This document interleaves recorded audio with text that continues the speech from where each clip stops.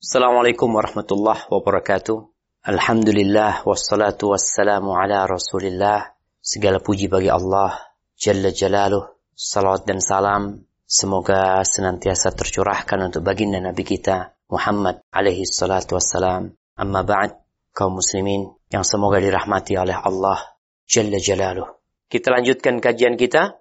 وعن ابن عمر رضي الله عنهما قال لما اشتد برسول الله صلى الله عليه وسلم وجعه قيل له في الصلاة فقال مروا أبا بكر فليصلي بالناس فقالت عائشة رضي الله عنها إن أبا بكر رجل رقيق إذا قرأ القرآن غلبه البكاء فقال مروه فليصلي.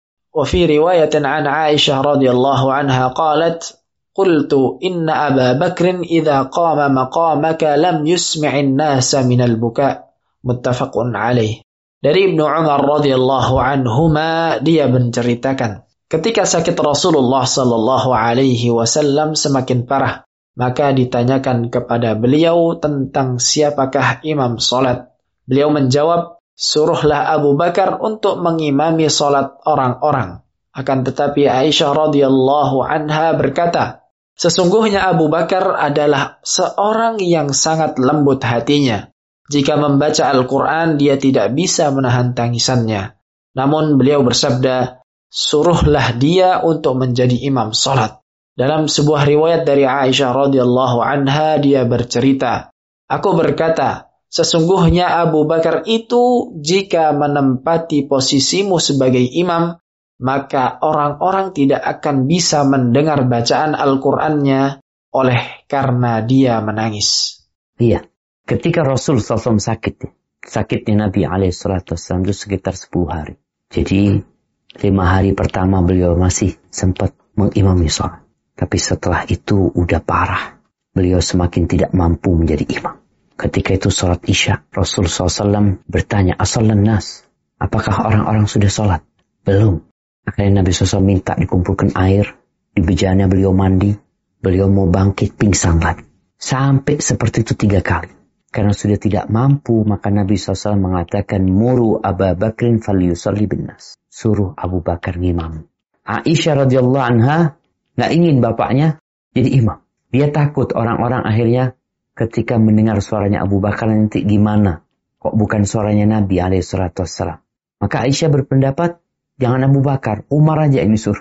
Tapi Allah SWT dan orang-orang beriman tidak mau kecuali Abu Bakar Siddiq. Di sini ada isyarat bahwa yang menjadi khalifah setelah Nabi Muhammad alaihissalam siapa?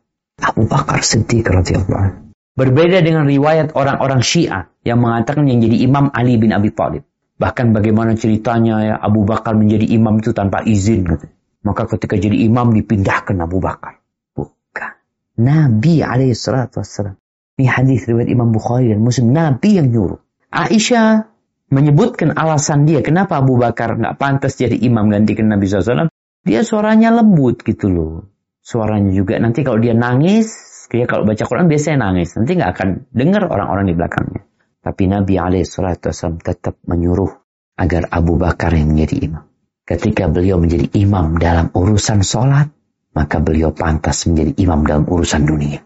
Jadi khalifah setelah Nabi SAW meninggal dunia. Dan di sini disebutkan keutamaannya Abu Bakar ya. Bagaimana kalau Abu Bakar sholat itu, dia menangis. Jadi bacaan Quran, orang yang baca Quran seharusnya. Sebagaimana Allah katakan, idza tuliyat alaihim ayatuhu zadathum imana. Apabila dibacakan kepada mereka ayat-ayat Allah, bertambah keimanan mereka. Kemudian di awal ayat yang kita baca di surat Al-Isra, bagaimana Allah menyebutkan orang-orang tatkala mendengar dibacakan Al-Quran kepada mereka ayat-ayat Allah, mereka jadi lembut hatinya. Semakin takut mereka kepada Allah Azza wa Jalla. Tapi banyak di antara kita, tadi ada pertanyaan, kenapa? Ada fulan katanya yang hafidh Quran, yang bacaannya bagus, yang pintar Al-Quran, tapi perilakunya kurang baik. Kok tidak mencerminkan Quran?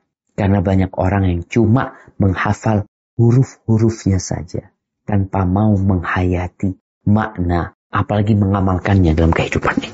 Sedangkan Abu Bakar Siddiq radhiyallahu anhu, kalau sholat dengan suaranya yang lembut, hati dia lembut, dan dia meneteskan air mata ketika membaca Al-Quranul Karim.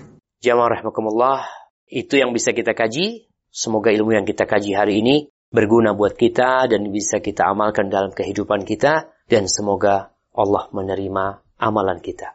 Sampai berjumpa kembali. Barakallahu fiik. Wassalamualaikum warahmatullahi wabarakatuh.